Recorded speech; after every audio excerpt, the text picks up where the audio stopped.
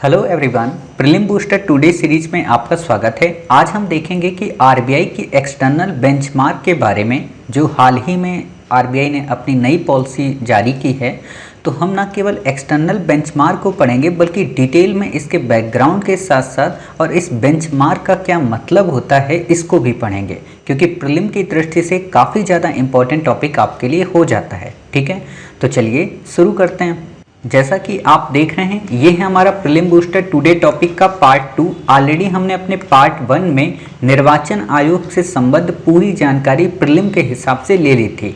आज हम यहाँ पे अपने इसी पार्ट 2 में आरबीआई की जो बेंचमार्क पॉलिसी है, एक्सटर्नल बेंचमार्क या उसकी इंटरनल बेंचमार्क, इन दोनों के बारे में कवर करने की कोशिश करेंगे। और साथ ही हम ये देखेंगे कि आखिरकार रेपो रेट का क्या मतलब होता है, रिवर्स रेपो रेट का क्या मतलब होता है, लेंडिंग पॉलिसीज़ का क्या मतलब होता है और इनका जो विकास क्रम है ऐसा क्यों हुआ।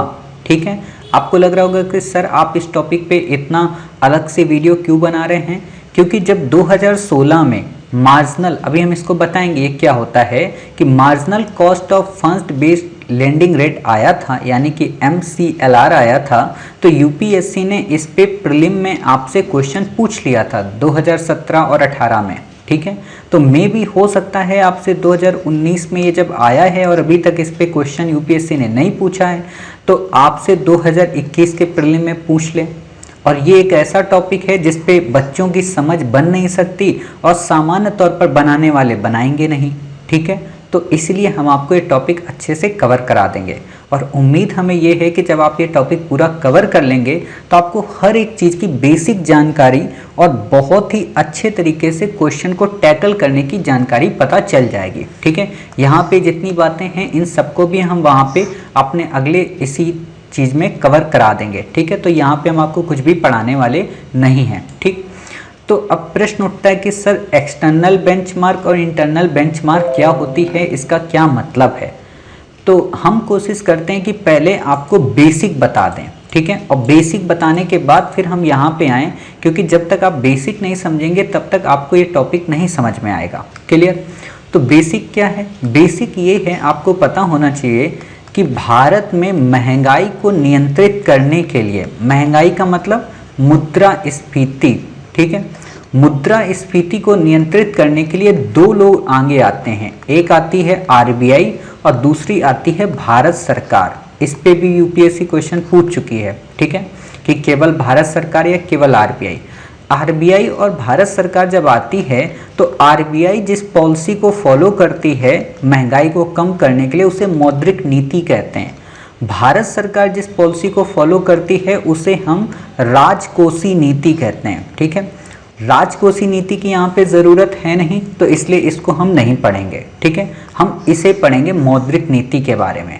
मौद्रिक नीति की जब हम बात करते हैं तो आरबीआई दो तरीके की मौद्रिक नीति का फॉलो करती है। एक तो आरबीआई करती है मात्रात्मक टूल्स के माध्यम से और दूसरा करती है गुणात्मक टूल्स के माध्यम से।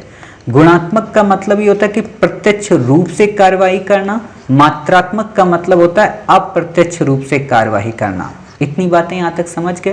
प्रत्यक्ष का मतलब डायरेक्ट उस बैंक के ऊपर जाके हस्तक्षेप करना, उसको समझाना कि बाबूजी आप इसको ऐसे लोन दो, उसको ऐसे लोन दो। ठीक है, अप्रत्यक्ष का मतलब कि अपनी कई कैटेगरी के माध्यम से लोन को, या कहें कि लोगों को पैसा उनसे लेना और उनको ज़्यादा से ज़्यादा पैसा देना। ठीक है, अप्रत्यक्ष के अंतर्गत आरबीआई तीन तरीके अपनाती है। तीन तरीके कौन कौन से। एक तरीका आरबीआई अपनाती है दीर्घकालिक, ठीक है, एक अपनाती है मध्यकालिक और एक अपनाती है अल्पकालिक। ठीक है, ये तीन तरीके होते हैं। दीर्घकालिक के अंतर्गत CRR और SLR को अपनाती है, मध्यकालिक के अंतर्गत OMO को अपनाती है और अल्पकालिक के अंतर्गत आपकी RR, RRR और MSF को अपनाती है। ठीक है, marginal standing facilities, reverse repo rate और रेपो रेट, और OMO का मतलब ओपन मार्केट ऑपरेशन, CRR का मतलब कैश रिजर्व रेशियो, SLR का मतलब स्टेचुरी लिक्विडिटी रेशियो। ठीक है, सामूहिक तरलता अनुपात और कैश रिजर्व नगद आरक्षित अनुपात, खुला बाजार की प्रक्रिया और repo rate, reverse repo rate. ठीक है, और इसे मार्जिनल स्टैंडिंग फैसिलिटीज। इतनी बातें आप समझ गए। हालांकि ना तो सीआरआर की ज़रूरत है, ना तो एसएलआर की ज़रूरत है, ना एमएसएफ की, ना आरआर की, ना ओएमओ की, तो हम इन्हें नहीं पढ़ेंगे। हम केवल रेपो रेट को देखेंगे। ठीक है, धीरे धीरे समझना इस कहानी को, क्योंकि डिटेल में हम सब कुछ इकोनॉमी की क्लास में पढ़ाएंगे, बट आज के टॉपिक के हिसाब से हम आपको पढ़ाने की कोशिश कर रहे हैं। ठीक है, जब आप आर को पढ़ते हैं, ठीक है, तो आर का मतलब क्या होता है? Repo rate. ठीक है, अब प्रश्न उठता है रेपो रेट क्या होती है? रेपो रेट वास्तव में एक ऐसी रेट होती है या कहें ऐसी ब्याज दर होती है जिस पर कोई वाणिज्यिक बैंक जब आरबीआई से कुछ समय के लिए पैसा उधार लेती है तो आरबीआई इनसे जो वसूलती है, ठीक है, सिंपल सी बात है, जैसे हम लोग बैंक के पास जाते हैं तो बैंक हमसे जो इंटरेस्ट रेट वसूलती है तो उसे हम क्या कहते हैं? ब्याज दर कहते हैं लोन के ऊपर। उसी तरीके से ये बैंक भी आरबीआई से लोन लेती है जब पैसे के लिए, तो आरबीआई इस बैंक से जो पैसा वसूलती है या कहें कि जो ब्याज दर वसूलती है उसे हम रेपो रेट कहते हैं। इतनी बातें समझे।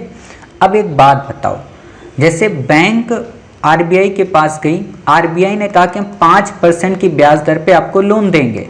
ये 5% की ब्याज दर पे लोन ले लिए और आके जनता इनसे मांग रही है कि आप हमको लोन देंगे, तो बैंक ने कहा हम आपको 8% पे लोन देंगे। ठीक है, इन लोगों ने 8% पे लोन ले लिया, तो कितने परसेंट का प्रॉफिट हो रहा बैंक को? 3% का। ठीक है, आरबीआई ये सारी चीजें देख रही। अब एक बात बताओ, जब इंटरेस्ट रेट ज्यादा होंगी, ठीक है, तो क्या सभी लोग लोन लेने जाएंगे या कुछ कम लोग लोन लेने जाएंगे? कम लोग लोन लेने जाएंगे। जब कम लोग लोन लेने जाएंगे, जिनको जरूरत होगी वही लोग लोन लेंगे, तो इससे क्या होगा? मार्केट में जो पैसा है उसका प्रवाह कम होगा या ज्यादा होगा? उसका प्रवाह कम होगा, क्योंकि कम लोग लोन लेंगे। ज्यादा लोग तो तब लेंगे ना जब इसकी इंटरेस्ट रेट 5% होगी, तभी जाएंगे ज्यादा लोग। और जब ज्यादा लोग लोन लेंगे तो क्या खरीदेंगे? गाड़ी खरीद लेंगे, बंगला खरीद लेंगे, हर एक चीज खरीद लेंगे। बट जब लोन की ब्याज दर ज़्यादा होगी तो लोग नहीं खरीदेंगे। अब इतनी बातें आप समझ गए। अब यहाँ पे एक बात बताओ, अभी कोविड-19 का टाइम पीरियड चल रहा है। कोविड-19 के टाइम पीरियड पे, ठीक है, इकोनॉमी पूरी तरह से ठप हो गई है, यानी कि मार्केट में पैसा नहीं है। ठीक है, मार्केट में इकोनॉमिक एक्टिविटी नहीं हो रही, तो आरबीआई इस चीज़ को देख रही है कि मार्केट में पैसा नहीं है, तो आरबीआई क्या करेगी? इन बैंकों से कहेगी कि भाई हमने 4% की ब्याज दर पे अब हम लोन देने की शुरुआत की है, आप आओ हमसे ले जाओ आके। बैंकों ने कहा कि क्यों ले जाएं? बोली आप आओ हमसे ले जाओ 4% पे और हमसे ले जाके पब्लिक को सस्ते में लोन प्रोवाइड करो। तो बैंक बोली ठीक है हम ले आ रहे हैं। तो बैंक ने 4% में आरबीआई से लोन लिया, लेकिन बैंक ने क्या किया? केवल 7% यानी कि 1% ही घटाया। ध्यान देना, बैंक ने केवल 1% घटाया। अब 1% में ज्यादा ज्यादा 10 से 20 लोग बढ़ेंगे, पूरी की तरह कवर नहीं हो पाएगा, यानी कि 50% से एक्स्ट्रा इंटरेस्ट रेट ले रहा है बैंक। ठीक है, जबकि लेना कितना चाहिए? 1% अधिक आरबीआई से। क्लियर? आरबीआई को ये लगा कि ये बैंकें मान क्यों नहीं रही हमारी बातें, तो आरबीआई बैंकों को मनाने के लिए इनको समझाती है कि देखो सुनो, ये जो 4% हम जिस रेट पे आपको पैसा दे रहे हैं ना, आप या तो इन लोगों को 4% पे पैसा दोगे, या तो आप 4+1% पे पैसा दोगे। आप 7% पे पैसा नहीं दोगे लोगों को, और जब आप 4+1 के हिसाब से पैसा दोगे तो 5% के हिसाब से आप पैसा दे रहे हो, तो 5% में लोग ज़्यादा से ज़्यादा लेने आएंगे। ज़्यादा से ज़्यादा जब लोग लेने आएंगे तो इकोनॉमिक एक्टिविटी होगी, लोग चीज़ें खरीदेंगे, चीज़ें खरीदने से फिर से इकोनॉमिक गतिविधियां बढ़ेंगी। हालांकि हम इस बात का ध्यान रखेंगे कि इकोनॉमिक गतिविधियां इतनी ना बढ़ जाएं कि वो दिक्कत आज कर दें। ठीक है, तो ये यही करते हैं कि ये इकोनॉमिक गतिविधि बढ़ाने के लिए बैंकों को लोन देते हैं, लेकिन बैंक बदमाश होते हैं, बैंक आरबीआई की बात को नहीं मानते हैं, तो आरबीआई को आता है गुस्सा। और आरबीआई को जब गुस्सा आता है तो आरबीआई कई सारी पॉलिसीज बनाती है, कई नियम बनाती है कि सुनो, ये लोग क्या कहते हैं कि देखो आपके पास ऐसा कोई ब्लूप्रिंट है जिसको हम देख के माने कि हाँ हमें 4% देना है, 5% देना है। आरबीआई कहती ठीक है, अब की बार आना तुम लेने तो हम तुमको बताएंगे। जब ये लोग दोबारा गए आरबीआई के पास लेने, तो आरबीआई ने कहा बैंकों से कि देखो, अब हम आपको लोन तो 3% पे देंगे या हम 4% पे आपको देंगे, लेकिन आपको क्या करना है, हमारे ये क्राइटेरिया या ये बेंचमार्क हैं। बेंचमार्क मतलब स्टैंडर्ड है। स्टैंडर्ड का मतलब हमारे मानक हैं कि अगर हमने आपको 3% पे दिया तो आप पब्लिक को 4% पे देंगे, अगर हमने आपको 4% पे दिया तो आप पब्लिक को 5% पे देंगे, और ये जो देंगे ये पब्लिक को आप बताएंगे और पब्लिक को ट्रांसपेरेंट करके दिखाएंगे। ठीक है, तो बैंकों ने कहा हम आपकी बात नहीं मानेंगे। आरबीआई बोलती देखो, मैं केंद्रीय बैंक हूँ, मैं जो चाहूंगी तुम्हें वो करना पड़ेगा, और अगर तुम नहीं करते हो तो फिर हमसे पैसे लेने मत आना।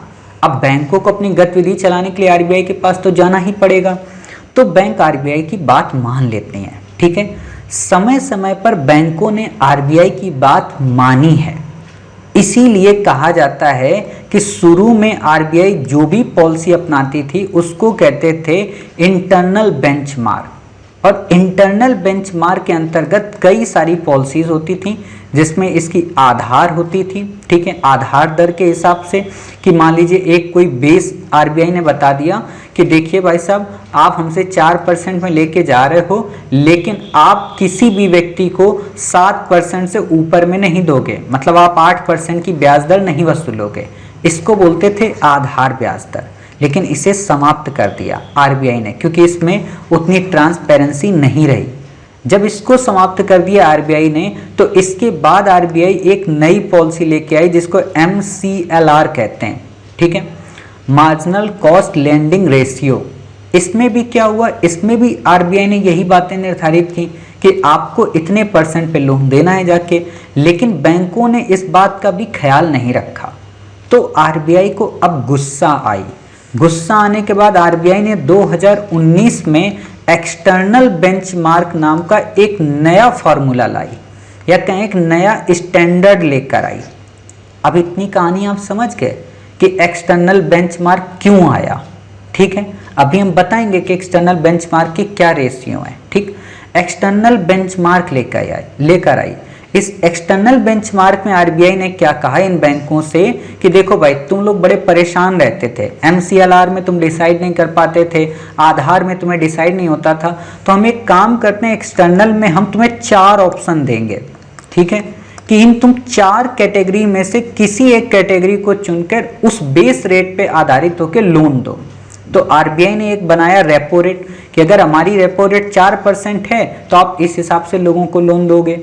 आरबीआई ने कहा कि ठीक है, आप रेपो रेट देख लो, और या फिर आप हमारी 3 महीने का टी बिल यील्डिंग का मतलब ट्रेजरी बिल आपको हमने पास्ट में पढ़ाया, अभी बता देंगे ट्रेजरी बिल क्या होता है, या फिर आप हमें 6 महीने का ट्रेजरी बिल, इस पे जो आप इंटरेस्ट रेट लेते हो उसी के अनुसार, या फिर हमने जो संस्था एक बनाई है उसके बेस पे।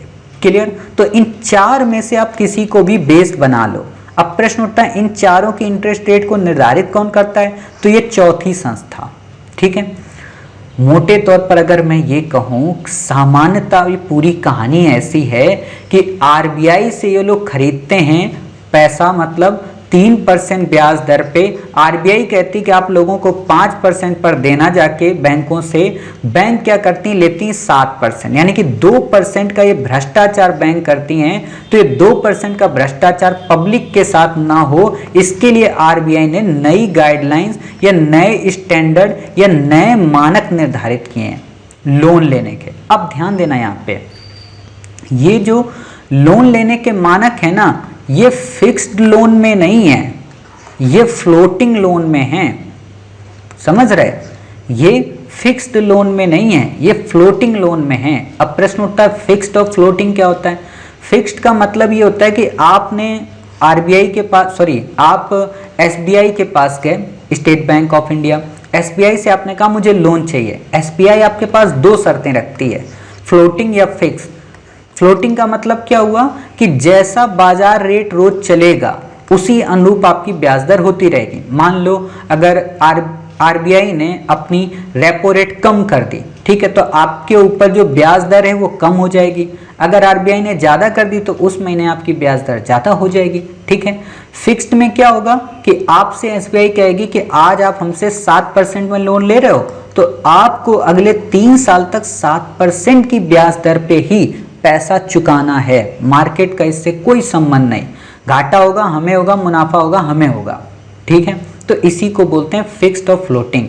तो यहाँ पे ध्यान देना कि फिक्स्ड के लिए अभी भी MCLR है, ठीक है, मार्जिनल कॉस्ट लेंडिंग रेशियो, लेकिन फ्लोटिंग के लिए नई गाइडलाइन आई है, ठीक है। तो इतनी बातें आप समझ गए। चलिए अब ये बात कस्टमर पे डिपेंड करती है कि वो फिक्स्ड को चेंज करा ले फ्लोटिंग में बैंक के साथ, उसके साथ, इस पे क्वेश्चन नहीं आएगा, बट हम आपको जहाँ क्वेश्चन आना चाहिए ये बता दिया, ठीक है। मोटे तौर पर अगर मैं ये कहूँ कि जो नया एक्सटर्नल बेंचमार्क आया है, स्टैंडर्ड आया है, इसमें मल्टीपल ऑप्शन है, यानी कि अब कोई भी बैंक रेपो रेट की बेस ले सकती है, 3 मंथ्स का जो ट्रेजरी बिल है उसको बेस में ले सकती है, 6 मंथ का ट्रेजरी बिल को बेस में ले सकती है। मतलब ये बैंकों पे अब डिपेंड करेगा कि आप इसको अपना लो या इसको अपना लो या इसको अपना लो, ठीक है। कोई भी आप एक ऑप्शन चुन लो। इतनी बातें समझ गए। चलिए अब हम क्या करते हैं, इस टॉपिक को इस टॉपिक के हिसाब से देखते हैं, क्योंकि इतना ज़रूरी था आपको बताना, नहीं तो आपको चीज़ें समझ में ना आती, ठीक है। Internal benchmark lending rate IBLR, ये वास्तव में क्या है, ये संदर्भित ऋण दरों का एक समूह है। मतलब जो लोन दिया जाता है किसी को उसका एक समूह है जिसकी गणना बैंक के वर्तमान वित्तीय अवलोकन, जमा और गैर निष्पादित संपत्ति आदि जैसे कारकों पर विचार करने के बाद की जाती है। क्या मतलब हुआ इसका, वर्तमान वित्तीय अवलोकन कि मतलब वर्तमान में उस बैंक के पास कितना पैसा है, ये चीज। जमा का मतलब उस बैंक के पास लोगों की कितनी जमाएं हैं, मतलब लोगों ने कितने लाख करोड़ रुपए उसमें जमा करके रखा है। गैर निष्पादित संपत्तियों का मतलब ये होता है कि बैंकों ने जिन लोगों को लोन दिया, ठीक है, लोन देने के बाद एक निश्चित अवधि तक उन लोगों ने लोन नहीं चुकाया तो उस लोन को कह दिया जाता है ये वेस्ट है, ये पैसा हमारा बेकार हो गया, यानी कि ये हमारे निष्पादन में अब नहीं है, हमारी कार्य प्रणाली में नहीं। जैसे कई बार आप लोग कई सारे लोगों को या दोस्तों को आप कर्जा देते होंगे, आपने कर्जा दिया, आपने दिया, वो भूल गया और वो हमेशा के लिए भूल गया। आप वसूलने गए, भाई पैसा तो दे दो मेरा, तो क्या कहेगा, कौन सा पैसा भाई, कब दिए थे, किसके सामने दिए थे, तो वो पैसा आपका डूब गया। तो आप क्या करते हैं, उस पैसे को अपनी जिंदगी से हटा देते हैं, ठीक है। उसी को बोलते हैं गैर निष्पादित, यानी कि जो निष्पादन में ना हो। निष्पादन का मतलब जो काम ना कर रही हो, ठीक है। इंटरनल बेंचमार्क लेंडिंग के अंतर्गत कौन कौन आता है, BPLR आता है, आधार दर आती है, MCLR आता है, ठीक है। अब यहाँ पे 2-3 बातें आपको बताना चाहते हैं। BPLR क्या होता है, ये होता है बेंचमार्क प्राइम लेंडिंग रेट। इसका उपयोग बैंकों द्वारा जून 2010 तक किया गया था, ठीक है। तो अब इसका तो काम है नहीं, तो इसलिए हमें इसको याद नहीं रखना है। देखो यही चीजें होती है, जो नहीं याद रखना उसको हटा दो तुरंत, सोचना ही नहीं है। ये कैसे काम करता था, इसके तहत बैंक ऋणों की दर फंड की वास्तविक लागत पर तय की गई थी। मतलब जो पैसा है उसकी वास्तविक लागत के हिसाब से तय किया जाता था कि कितनी ऋण या ब्याज दर हमें लेनी है। बट ये अब है ही नहीं, 2010 की घटना है, अब थोड़ा ना 11 साल बाद क्वेश्चन पूछा जाएगा। क्लियर। तो अब देख लेते हैं अगला क्या आया था, आधार दर। 2010 से 2016 तक इसका उपयोग किया गया। ये क्या था, बैंकों से लिया गया ऋण आधार दर पर दिया जाता था। मतलब जो भी ऋण लोग लेते थे वो आधार रेट को बेस बनाकर ही बैंकों से पैसा लेते थे, ठीक। इस अवधि के दौरान आधार दर न्यूनतम ब्याज दर थी जिस पर वाणिज्यिक बैंक ग्राहकों को ऋण दे सकते थे। मतलब कि आधार दर एक ऐसी रेट होती थी, कई बार क्या हुआ ना, एक बार और आपको बताएं यहाँ पे कि मान लो 5% पे आरबीआई ने दिया, ठीक है, तो ये लोग क्या करते थे, कई बार जल्दी अपना प्रॉफिट दिखाने के लिए 5.25% पर ही बड़े बड़े उद्योगपतियों को लोन दे देते थे, जबकि 0.25% में बैंक अपनी कार्य प्रणाली नहीं कर पाती थी, प्रॉफिट नहीं हो पाता था और बैंक वो डूब जाते थे। तो आरबीआई ने ये भी कहा कि देख भाई, आप 7% से ज्यादा नहीं दे सकते हो, 6% से कम नहीं दे सकते हो, इन बीच में कुछ डिसाइड करो। ऐसा नहीं है कि आप अपने दोस्तों को, रिश्तेदारों को और रिश्वतखोरों को आप सस्ते में निपटा दो। तो ये हिदायत दी गई थी कि आप इससे कम में नहीं दे सकते, उसको कहते हैं बेस रेट, ठीक है। इसके बाद 2016 के बाद जो नया आया उसको कहते हैं MCLR। इस पे यूपीएससी ने कई बार क्वेश्चन पूछा है, तो आपको ये भी पता होना चाहिए, क्योंकि मे भी हो सकता है इसके साथ आपकी इस समय की जो बेंचमार्क है इस पे तुलना कर दे। ठीक है, तो आपको पता होना चाहिए क्या है। पूरा नाम है इसका marginal cost of landing rate, यानी कि ऋण दर की सीमांत लागत।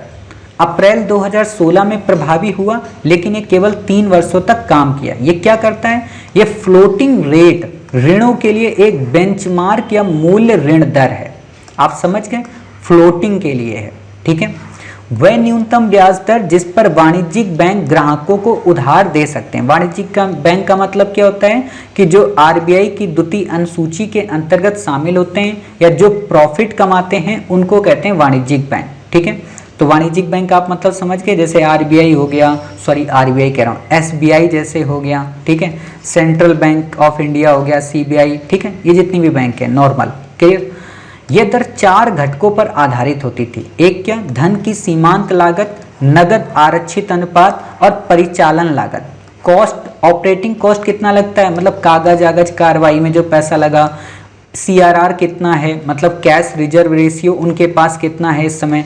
धन की सीमांत लागत कितनी है, ये सारी चीजें। कैश रिजर्व रेशियो का मतलब आरबीआई जो इनसे वसूलती थी। आरबीआई कहती है ना कि बैंक डूबे ना, इसके लिए कुछ पैसा बैंक हमारे पास सिक्योरिटी के रूप में रखेंगे, उसको बोलते हैं कैश रिजर्व रेशियो। ठीक है, तो ये जितना ज्यादा होगा बैंकों के पास उतना ही पैसा कम होगा। जब बैंकों के पास पैसा कम होगा तो आप बताइए बैंक ज्यादा लोगों को लोन दे पाएंगे कि कम को दे पाएंगे। तो कई बार आरबीआई क्या करती थी, इसको ज्यादा कर देती थी, इसको कम कर देती थी अपनी मौद्रिक नीति के माध्यम से। ठीक है, वही बातें हैं। चौथा है परिपक्वता अवधि। परिपक्वता अवधि का मतलब लोन 3 वर्ष का है कि 7 वर्ष का है कि 8 वर्ष का है, ये भी ध्यान में रखा जाता था। ठीक है, इतनी बातें समझ गए। चलिए अब बात आती है एमसीएलआर था क्या।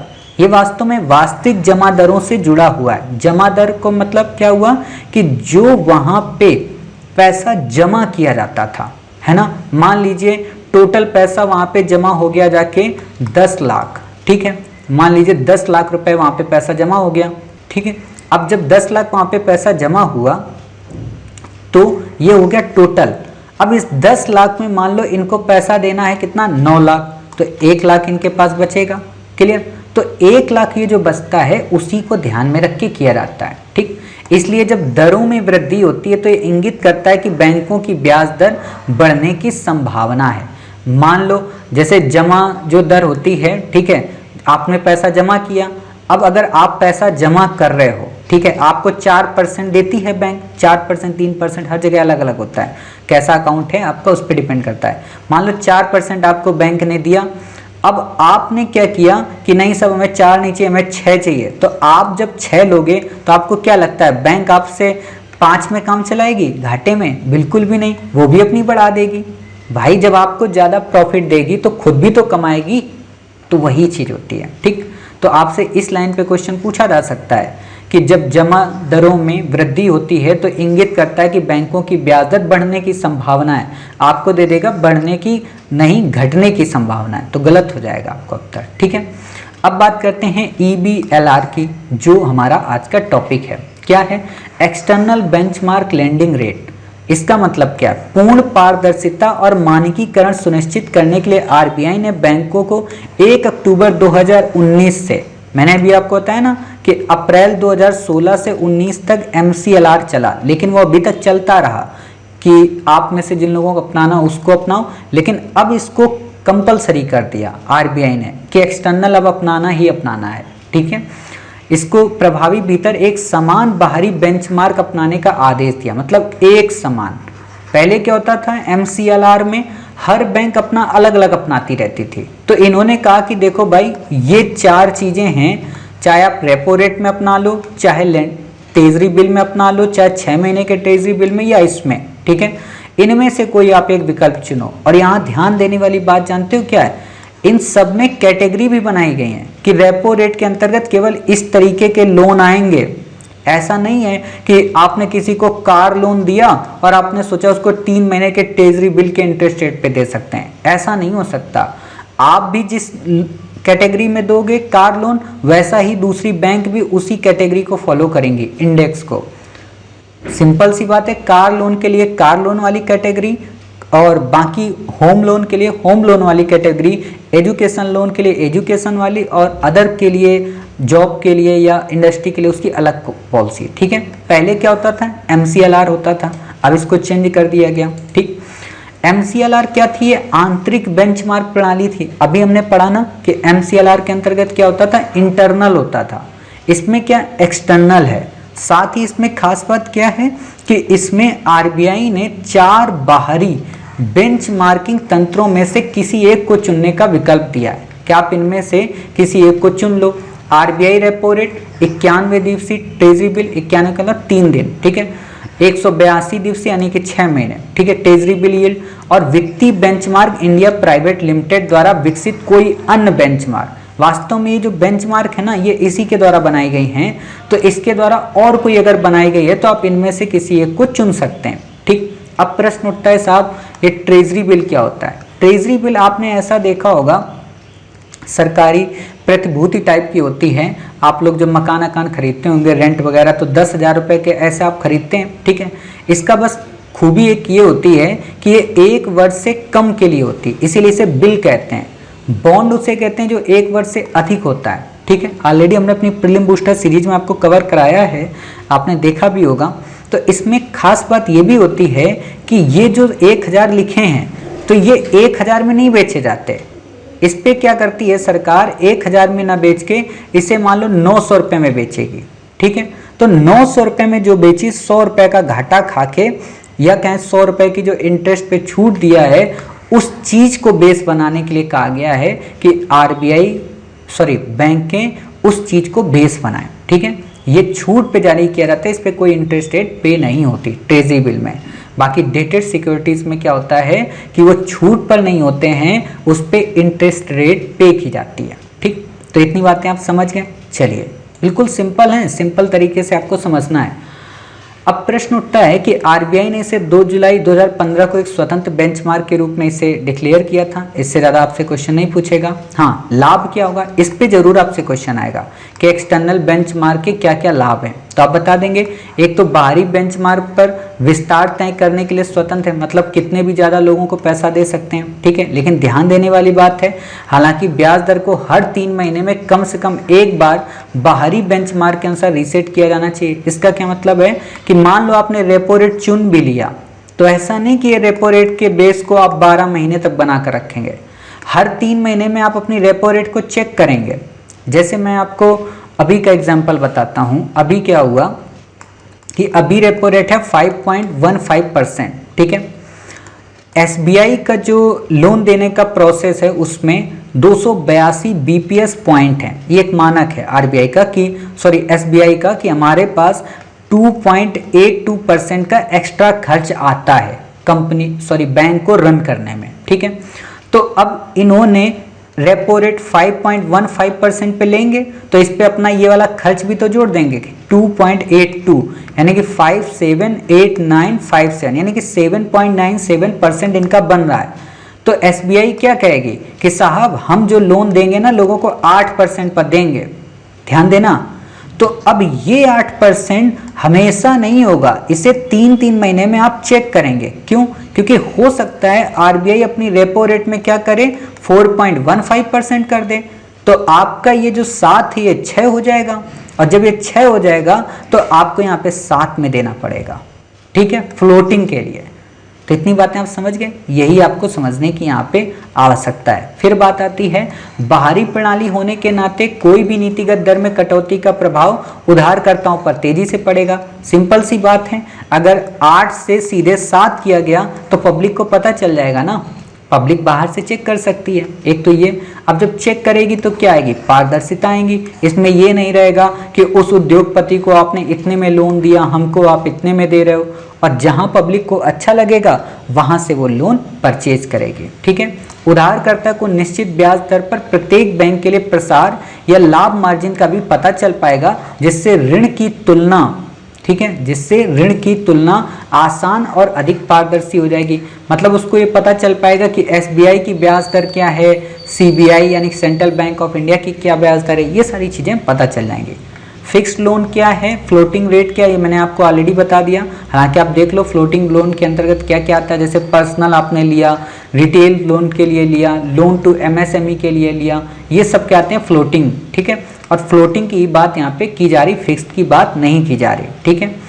तो हुआ क्या है, एक बात यहाँ पे बताएं, 2019 में डिसाइड किया गया था, ठीक है, बट 2019 में सितंबर तक केवल 2.4% बैंक ही इसको अपना रहे थे। अभी क्या हुआ है, मार्च 2021 तक अब 28.6% जो बैंक हैं वो इसी बेस को या इसी बेंचमार्क को आधार बना के लोगों को लोन दे रहे हैं। मोटे तौर पर अगर हम कहें कि एक्सटर्नल बेंचमार्क लेंडिंग रेशियो में अब बढ़ोतरी हुई है, तब आप समझ सकते हो बढ़ोतरी का मतलब क्या है कि अब जो बैंक हैं वो इसको फॉलो करने लगी हैं। अब बात आती है IBLR की, लेकिन फिर भी अभी भी इंटरनल जो बेंचमार्क लैंडिंग रेशियो है वो 71.5%, यानी कि अभी भी बहुत सारी बैंकें MCLR के अंतर्गत अपना पैसा देती हैं। अब आप में से कई बच्चों को लगा होगा सर आपने MCLR के बारे में अभी बताया था कि फ्लोटिंग है, तो फ्लोटिंग और फिक्स दोनों देती है, लेकिन फ्लोटिंग वहां पे इसलिए लिखा गया है क्योंकि फ्लोटिंग का संबंध इससे है, ठीक है, तो इसलिए आप समझ गए। चलिए वही लास्ट लाइन है यहाँ पे, एक तरह के लोन को एक ही तरह से डील किया जाएगा, मतलब कार लोन अगर रेपो रेट की कैटेगरी में है तो रेपो रेट को ही माना जाएगा। हाँ, आपके पास मल्टीपल कैटेगरी हैं कि आप रेपो को चुने, ट्रेजरी बिल को चुने, या आप 6 महीने की ट्रेजरी को चुने, ये सारी चीज़ें, ठीक, यानी कि मल्टीपल आपके पास ऑप्शन हैं, मल्टीपल कैटेगरी हैं, बट आप एक ही तरह के लोन को एक ही तरीके से देंगे, ठीक है। तो इतनी बातें आप समझ गए, इतना ही आपको आज पढ़ने की ज़रूरत थी। उम्मीद है आपको एक्सटर्नल जो बेंचमार्क रेशियो है या कहें कि लेंडिंग रेट है अच्छे से समझ में आया होगा। मिलते हैं अपने नेक्स्ट किसी आर्टिकल के साथ या किसी नए टॉपिक के साथ, तब तक अपना ख्याल रखिए और स्वस्थ रहिए।